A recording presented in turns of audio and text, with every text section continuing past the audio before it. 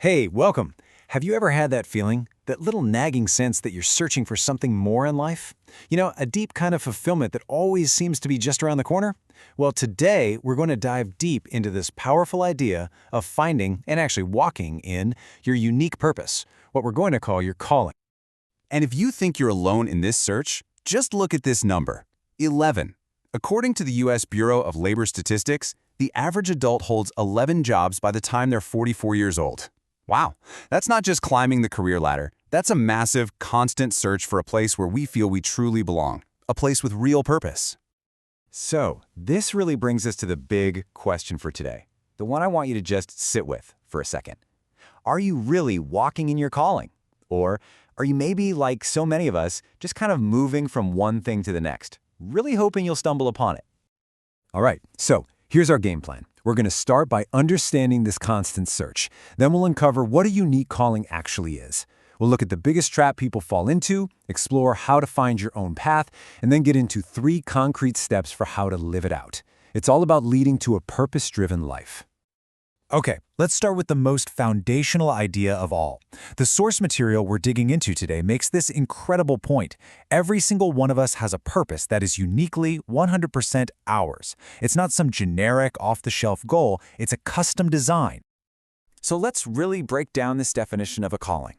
It's described as a unique, God-given purpose and ability. But here's the key word, replicate. It says no one else on earth can replicate it or do it in the same way. Think about that.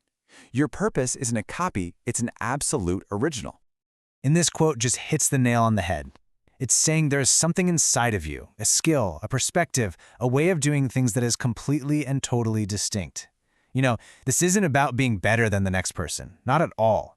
It's about being authentically, irreplaceably you.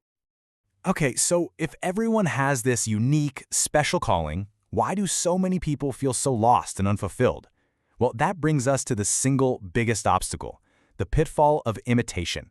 It's the trap we fall into when we try to live out someone else's life. This is such a powerful question to ask yourself. Seriously, think about the path you're on right now. Who called you to it? Was it this deep internal compass pointing the way, or was it something else? So often, we see what a friend is doing, or a neighbor, or what our parents wanted for us, and we follow that path because it looks good on them. But we're not them. And that one simple mistake, it's a major source of frustration and burnout. And this chart just lays it out perfectly. When you follow your own calling, it's authentic, it's fulfilling, it actually energizes you. But when you try to follow someone else's, you're trying to replicate the impossible. It's like you're trying to run a diesel engine on regular gasoline. It just wasn't designed for that. It leads straight to frustration and eventually total burnout. All right, so we get it. Don't imitate. But how do we find our actual path? Well, the source material suggests it's a process that often involves a wise guide, someone it calls a mediator. And to really see how this works, we're going to look at the ancient story of David. So what exactly is this mediator? It's not a boss or someone who tells you what to do. Think of it more as a wise guide, someone who is humble, gentle, and patient, who just helps you see the purpose that's already inside you.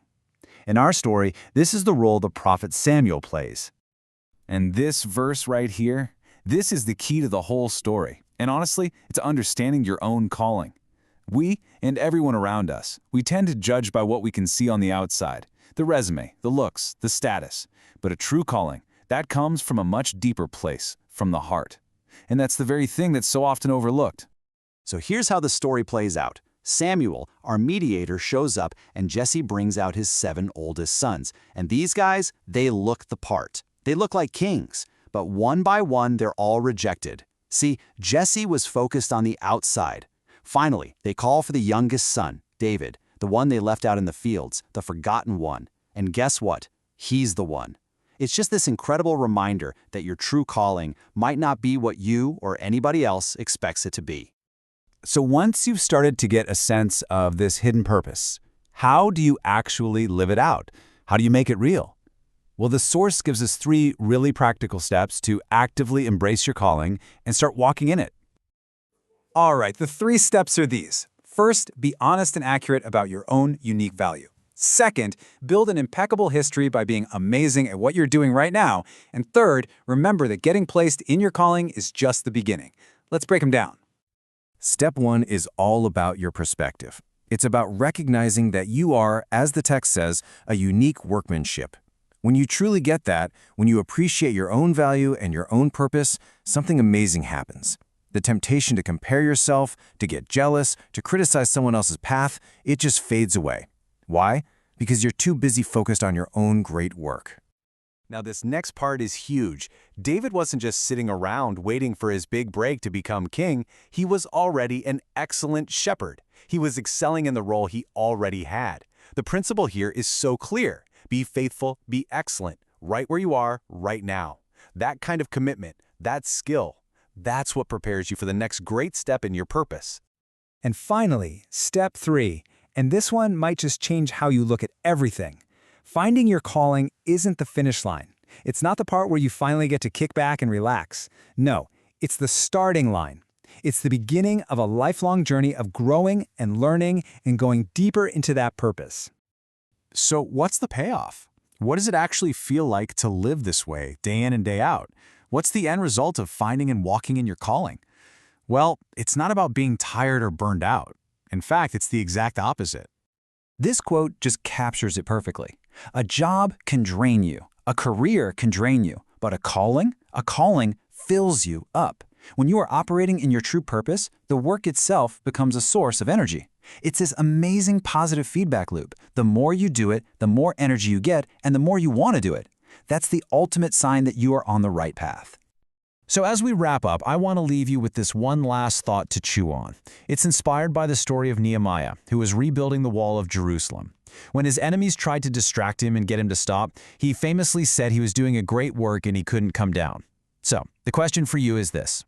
What is the great, energizing, purpose-driven work in your life that you simply can't and won't come down from?